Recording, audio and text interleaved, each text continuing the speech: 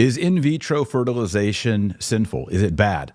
This is a big debate right now amongst conservatives because the Alabama Supreme Court has ruled that embryos are human persons, and this therefore makes IVF, in vitro fertilization, illegal. And yet some conservatives, including the big dog himself, Donald Trump, has come out in defense of IVF. Here's what he said, quote, "I strongly support the availability of IVF, in vitro fertilization, for couples who are trying to have a precious baby." Now, we're pro-life, we're pro-family. We believe that a married man and a married woman want to be open to life, have babies. Some of them struggle, and they turn to IVF. So you might be thinking, well, this is actually a pro-life thing. We need to be pro-IVF. But it is wrong. IVF is not just morally wrong, it's sinful. It's bad. And it's bad for two reasons. And we're going to talk about that today because this is a great teaching moment.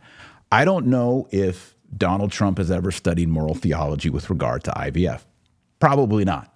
Most people haven't. And I think the honest assumption by most people is that it's openness to life. It brings about the procreation of new babies, and therefore it's good. But here is why it's wrong, for two reasons. Number one, it separates the procreative act of a husband and wife from the unitive act. In other words, you take an egg out of a woman, and then you get a sperm from a man. Usually that sperm is acquired through masturbation, which itself is morally sinful. And then in a petri dish, you bring together the sperm and the egg, and you bring it about. God does honor that. He does create a human person. A soul is infused. We do believe that. But it's done in a lab. It's not done in the warm nuptial embrace of a husband and wife. It's done with the mediation of doctors and petri dishes and sterile environment.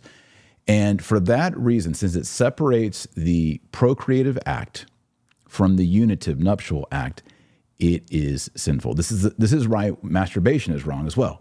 You're engaging in the pleasure of the procreative act, but it's separated out, right? So God designed for a husband and a wife to enjoy the procreative act, but it is united to procreation, that unitive act. So that's the first principle. But the second principle is really important. This is the second reason why IVF is sinful and why it's bad. Is it creates embryos that must be frozen, often in order to save money or to have success or to pick the best embryo or to pick the male embryo or the female embryo. They will fertilize 1, 2, 3, 4, 5, 6, 7, 8 embryos. And then they'll say, oh, you got 5 girls and 3 boys, or this one might not be strong, doesn't look good. And now you're doing eugenics. Let's say you pick 2. One implants in the uterine wall, one doesn't. A human person just died. All right, now you got 6 brothers and sisters that go into the freezer vault. And what happens to them? Do you just keep paying the electric bill month after month to keep these human persons frozen year after year after year? Some people say, just kill them. But you see, this is the problem. We are creating Frankenstein's monster. And so while at the beginning it sounds like a good idea, hey, let's be open to life. You know, let's have more babies. Let's do IVF. In reality, it's dividing human sexuality from procreation, and it is creating Frankenstein's monster of freezers full of not just dozens, thousands, millions of human embryos that are put on ice. And this raises the moral question. What do we do with all of these embryos? You might say, well, we should all adopt them and put them into wombs.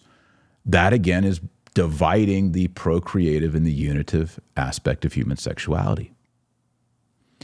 Believe it or not, most Catholic moral theologians that I've consulted on this question, and I think they're probably right, is the moral thing to do is to unplug the freezers. You might gasp and say that is thousands, if not millions of lives lost. But it's Catholic teaching that extraordinary care, that means doing things above and beyond air, water, food, etc., is not necessary. And being frozen for decades after decades after decades is not humane. It's not moral. And so you're just creating a huge moral theology mess. I'm going to read something that the Catholic Church put out. It says, "A child is not something owed to one, but is a gift. The supreme gift of marriage is a human person. A child may not be considered a piece of property, an idea to which an alleged right to a child would lead. In this area, only the child possesses genuine rights, the right to be the fruit of a specific act of the conjugal love of parents, not," and I'll interrupt here, "not the tinkering of doctors in petri dishes." I'll continue the quote. "And the right to be respected as a person from the moment of conception," end quote. Donum Vitae 2:8. This is legit. This is good theology. And we need to get away from playing Jurassic Park, Frankenstein, and meddling with human life in petri dishes. And it goes beyond. Now you have people who are in unnatural unions who cannot have children, who are basically farming out and doing IVF and creating all of this mess. It needs to stop. So the conservatives, the Christians, the Catholics must be very firm and take our stand and draw the line in the sand and say, this is sinful. This will lead us to the wrong path, and God will not bless us in our country if we are involved with promoting and providing in vitro fertilization. It is unnatural, and anything that is against nature is against God, because he's the author of nature. Thanks for watching. I know this was a hard topic. Like the video. If you enjoyed it, subscribe.